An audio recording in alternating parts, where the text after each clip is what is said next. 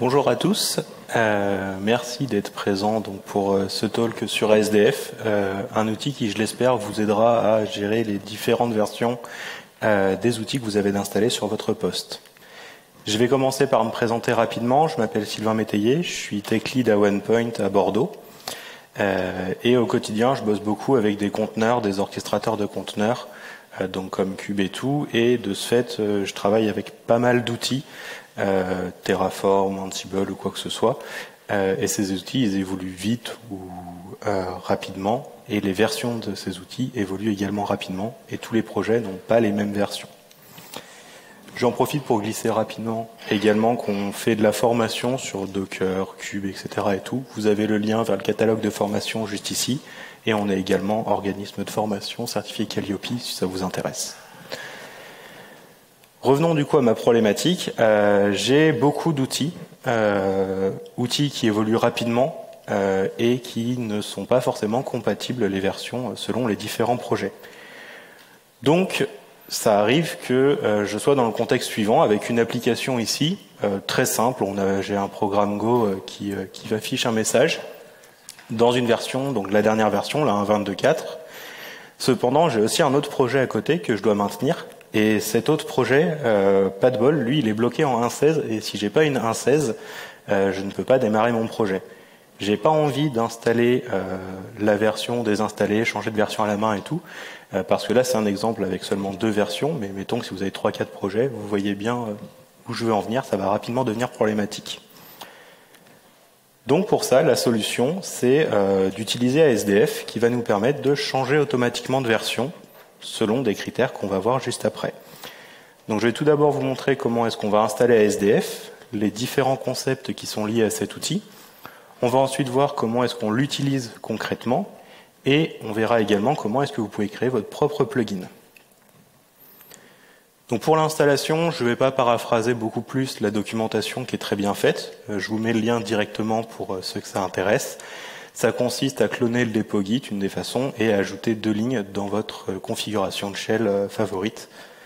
Et vous êtes prêt à utiliser ASDF.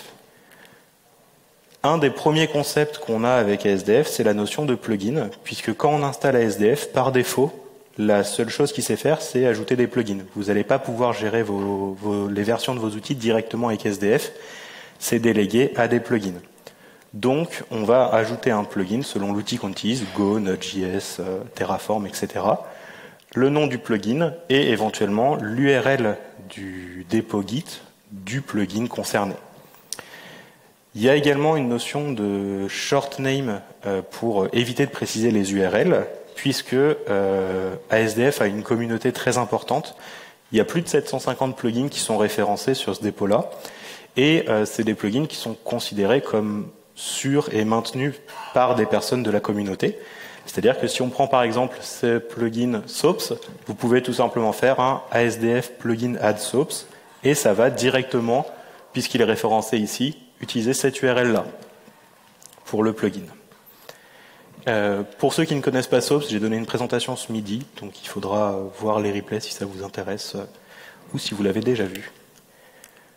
Passons maintenant du coup au fichier ToolVersions, qui est le fichier principal qu'on va utiliser pour décrire la version qu'on souhaite utiliser. Ici, je souhaite utiliser une version de Go 1.16.15 et on va déclarer ligne à ligne les différents plugins et les différentes versions des outils qu'on souhaite utiliser. On devrait commit ce fichier au même titre que vous devriez commit votre Gitignore ou votre Git Attribute, afin que du coup, lorsque une autre personne de l'équipe va arriver sur le projet, elle aura ce fichier-là et du coup, elle aura la même version exactement qu'elle pourra utiliser. Maintenant qu'on a installé notre plugin, qu'on a déclaré la version qu'on souhaitait utiliser, il va falloir installer concrètement la version. Pour ça, on va utiliser la commande ASDF install, suivie du nom du plugin et de la version souhaitée de notre outil. Par exemple, ASDF install Go 1.16.15. Cependant, si jamais on a vu qu'on a déjà déclaré ça dans le fichier vu sur la slide d'avant, on peut tout simplement utiliser la commande ASDF install, et cette commande va en fait lire notre fichier de ToolVersion ligne à ligne et installer chacun des outils dans la version demandée. Une autre notion qu'il y a avec ASDF, c'est la notion de portée locale ou globale. C'est-à-dire que par défaut, vous allez avoir une version globale que vous allez pouvoir définir qui sera valable dans n'importe quel répertoire de votre shell. Donc par exemple, avec la commande ASDF global go 1.16.15, je peux dire que où que je sois sur mon répertoire, sur mon file system, j'aurai la version 1.16.15, même si je n'ai pas défini de tools version. À l'inverse, dans le dossier 1.22.2, par exemple, je souhaite explicitement utiliser la version 1.22.4, par exemple, et je vais préciser ASDF local go 1.22.4 pour pouvoir utiliser la version souhaitée dans ce dossier-là et les dossiers enfants. Un autre concept à avoir en tête quand on utilise ASDF, c'est la notion de shims. Qu'est-ce qu'un shims? En fait, c'est un petit wrapper, un petit script wrapper qui va être exécuté lorsqu'on va appeler notre binaire. C'est-à-dire que lorsque vous utilisez un plugin ASDF et que vous tapez par exemple la commande Go après avoir installé votre version, c'est pas directement Go qui est appelé.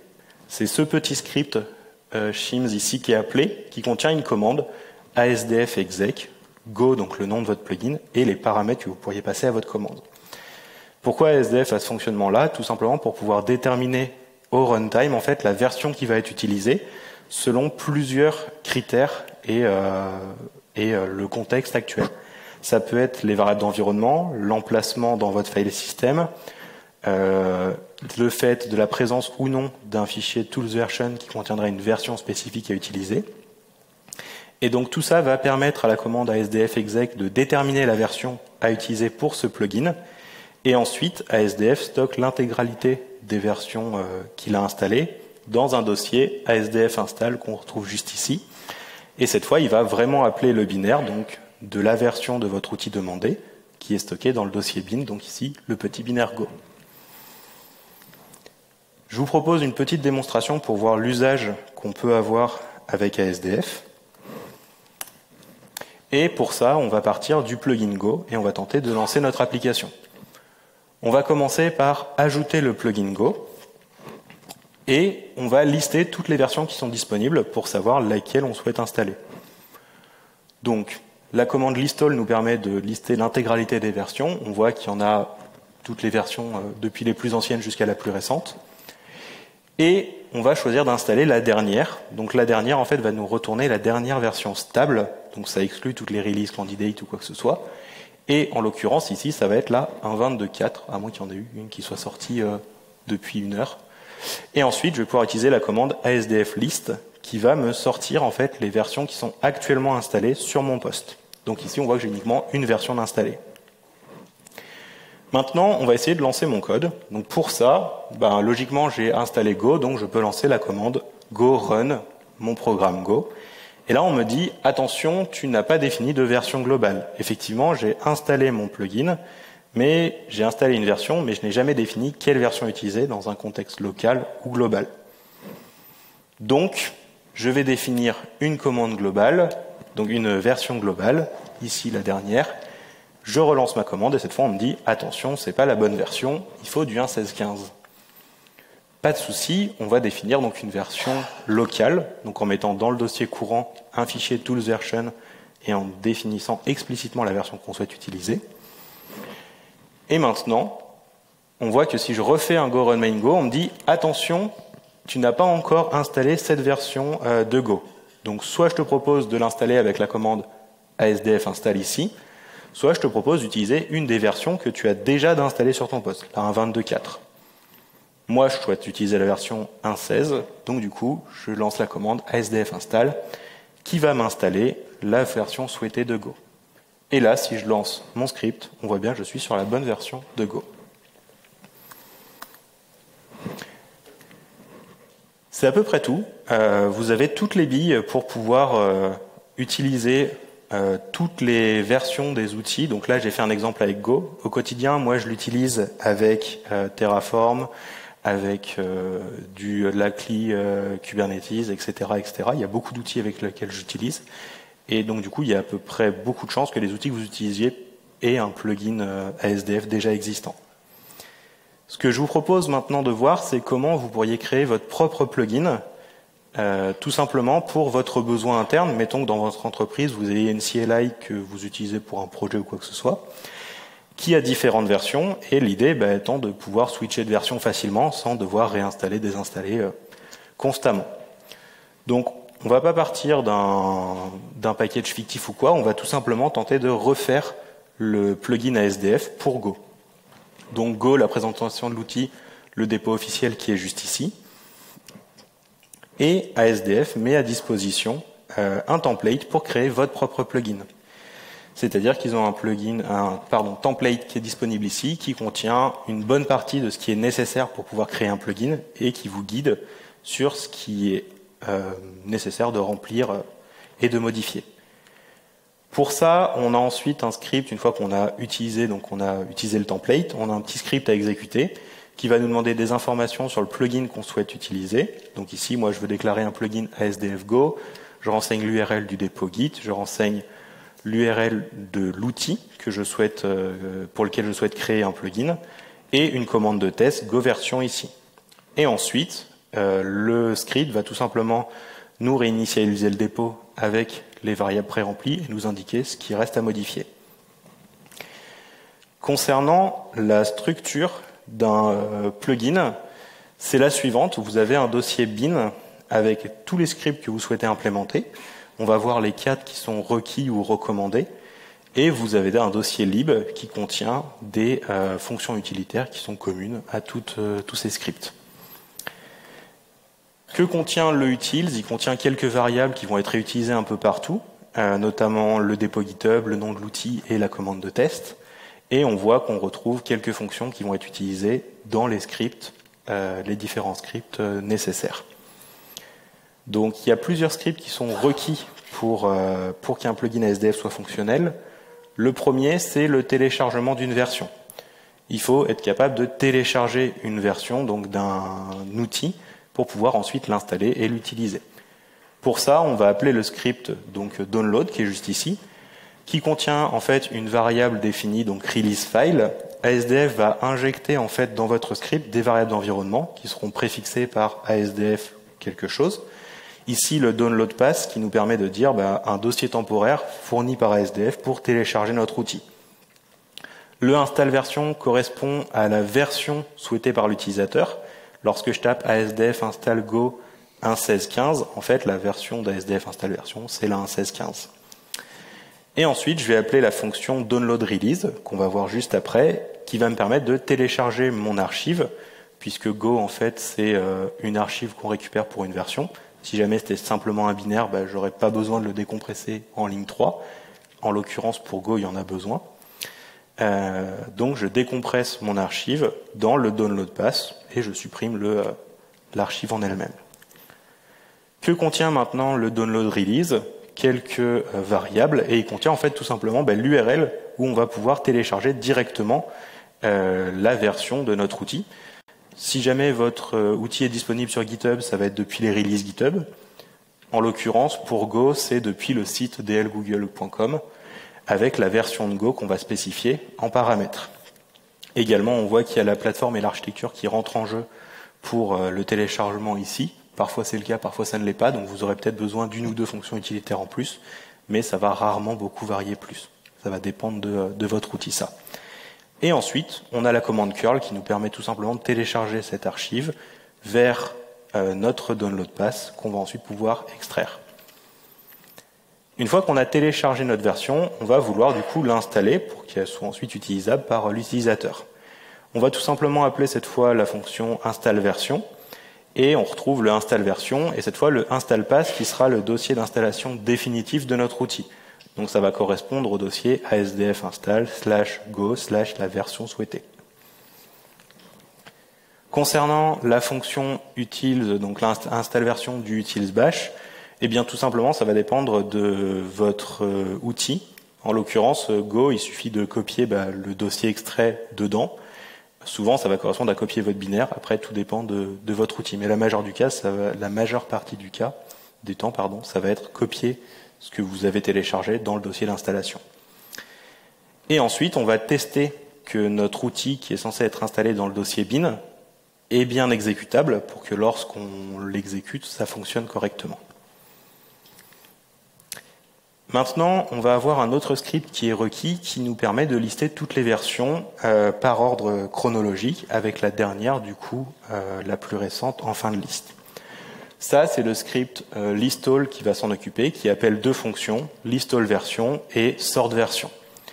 ListAll version, ça va dépendre de votre politique de release de votre outil. En l'occurrence, pour Go, il pose des tags dans Git, donc on peut se contenter de faire un git ls remote -- tag, et on filtre juste sur les tags qui s'appellent Go quelque chose pour éviter les releases intermédiaires ou les releases parasites.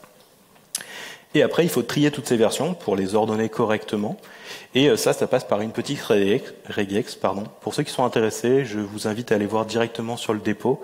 Il y aura le lien dans les slides là. Et sinon, sur le template ASDF, il y a une regex par défaut. Elle n'a pas grand intérêt, elle serait beaucoup trop longue à afficher ici. Mais ça fonctionne bien. Et enfin, il y a un script qui est recommandé par ASDF, qui est le latest stable. Qu'est-ce qu'il va faire? Il va tout simplement récupérer la dernière version stable de votre outil pour pouvoir permettre à votre utilisateur de faire un SDF install votre outil latest. Pour Go, ça passe par l'API GoDev DL JSON ici, où on va tout simplement récupérer la première release, qui est du coup la dernière. Si jamais votre outil est hébergé sur GitHub, le code de votre outil est hébergé sur GitHub, vous pouvez utiliser le endpoint release latest qui vous redirige automatiquement vers la dernière release et regarder les headers en retour. Si vous avez besoin de plus de scripts pour des besoins particuliers, je pense par exemple à Java qui a besoin de définir une Java Home ou des variables d'environnement au runtime lorsqu'on exécute une commande. C'est possible, il y a beaucoup de scripts qui existent en plus, par exemple execenv donc pour injecter des variables d'environnement lorsqu'on va taper notre commande.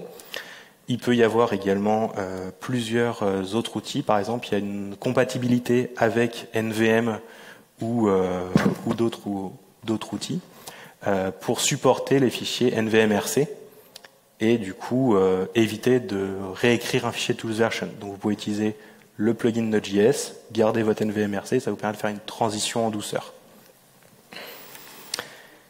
Pour tester, il y a une commande de test qui existe, qui est plugin test. On passe le nom du plugin, notre dépôt dans lequel on a notre code, et la commande de test qu'on souhaite exécuter. Ce que va faire cette commande, c'est qu'elle va installer votre plugin à partir de l'URL Git que vous avez précisé, installer la dernière version de votre outil et lancer la commande de test.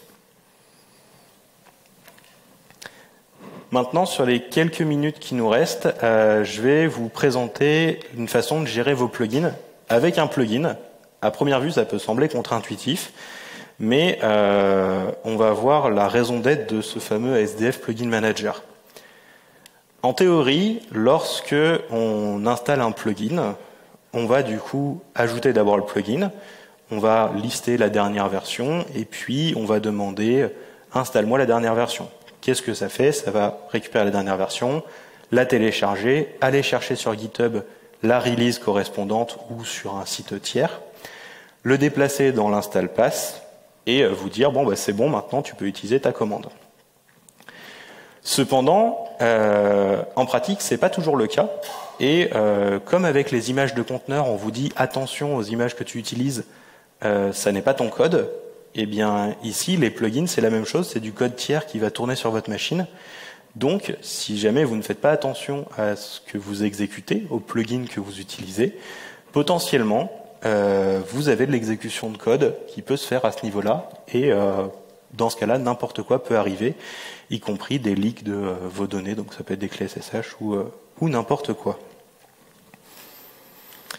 Comment est-ce qu'on peut se prévenir de ça? ASDF, ils ont fait le plugin manager qui va vous permettre du coup de définir une source de vérité pour vos plugins. C'est paraphrasé ici de la documentation du plugin. Le seul plugin qu'on a besoin d'installer manuellement, c'est le plugin manager, et ensuite tous les autres plugins seront installés au travers d'un fichier plugin versions que je vais vous présenter juste après. Et ça servira de source de vérité, puisque du coup on utilisera un plugin pour gérer nos plugins. À quoi ressemble maintenant ce plugin version? Il est très similaire au fichier tools version qu'on avait avant. On retrouve le nom de notre plugin, l'URL du dépôt Git du plugin concerné. Par exemple, ici, j'ai fait mon plugin ASDF Go et je souhaite l'utiliser. Et ensuite, on va préciser la branche qu'on souhaite utiliser. Ça peut être la branche, ça peut être un tag ou ça peut être un hash de commit explicite, selon ce qu'on souhaite utiliser. Et maintenant, lorsqu'on va vouloir installer un plugin, on ne va plus faire un ASDF, plugin, add, etc. On va pouvoir utiliser le plugin manager pour installer depuis notre fichier plugin version le nom de notre plugin. Donc ça va passer par le ASDF plugin manager add go pour installer ça, ou si on souhaite tout installer avec le add all. De la même manière, si jamais vous mettez à jour le plugin, vous mettez donc à jour la référence de commit ou le tag dans le fichier plugin version, vous committez ça avec votre tool version et les autres membres de l'équipe ont juste à faire un ASDF plugin manager update pour mettre à jour la version de leur plugin. Et pour supprimer, c'est la même chose avec le petit remove ici. Je vous propose une petite démonstration de ce que ça peut donner pour voir concrètement ce que ça peut faire. Et on va partir du principe que j'ai installé un plugin mais que j'ai fait un mauvais copier-coller dans la documentation, que j'ai pas installé le bon plugin. Mais du coup, après, j'ai suivi toute la documentation. Donc après, on m'a dit il faut faire un ASDF install go latest. Je l'ai bien fait. J'ai défini ma version globale. Je suis donc sur mon Go version 1.22.4. Et maintenant, Go est bien installé. En théorie, il n'y a pas de souci. Je peux lancer mon programme. Donc, c'est parti, sauf que c'était pas prévu que je vous affiche ma clé SSH en grand écran. Pourtant, c'est bien Go que j'ai installé. À ce moment-là, il n'y a pas de raison, j'ai suivi le tout. Qu'est-ce qui a bien pu se passer? Donc, si on regarde un peu en détail, ma version actuelle de Go, c'est bien la 1.22.4.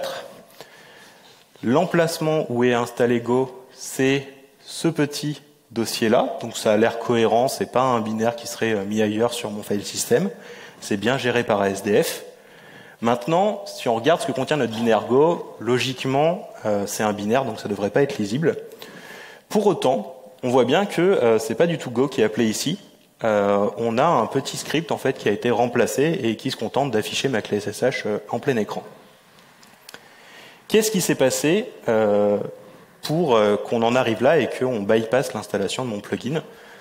Tout simplement, eh bien, on voit que le script d'installation, il n'a pas installé ma version, il a simplement fait un sed sur un script evil.sh qui aurait dû me mettre la puce à l'oreille. Et ce script evil.sh, effectivement, c'est le script qu'on a vu juste avant, avec un petit sed pour remplacer la version, pour tromper l'utilisateur. Comment est-ce qu'on peut prévenir ça? En utilisant le fameux plugin manager. Donc, ici, je regarde la version de mon plugin manager, il est bien installé. Et si jamais j'utilise la commande export, ce que va faire le plugin manager, c'est qu'il va me lister tous les plugins actuellement installés, les URL des plugins et leur version ou branche associée. Donc maintenant, moi, je vais définir moi-même mon tools version, je vais définir mon plugin version, mais cette fois, je vais bien préciser que je veux le ASDF Go que j'ai correctement défini et pas la version malveillante. Et lorsque je vais faire un plugin manager add go, cette fois, on va voir qu'il va supprimer le plugin, donc removing go ici, et il va ajouter le nouveau plugin, donc qui correspond à ma source de vérité dans mon fichier plugin versions. Et si maintenant je fais mon export, on voit bien que c'est la bonne version qui est installée, et lorsque je fais un go run main go, j'ai bien mon programme Go qui est correctement exécuté.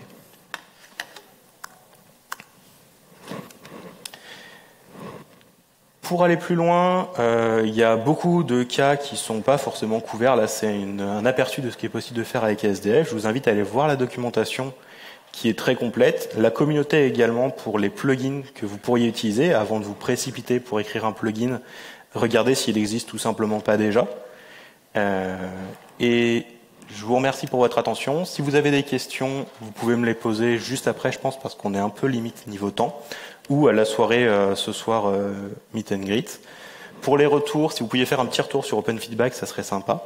Et pour ceux qui veulent les slides, c'est sur la gauche. Merci.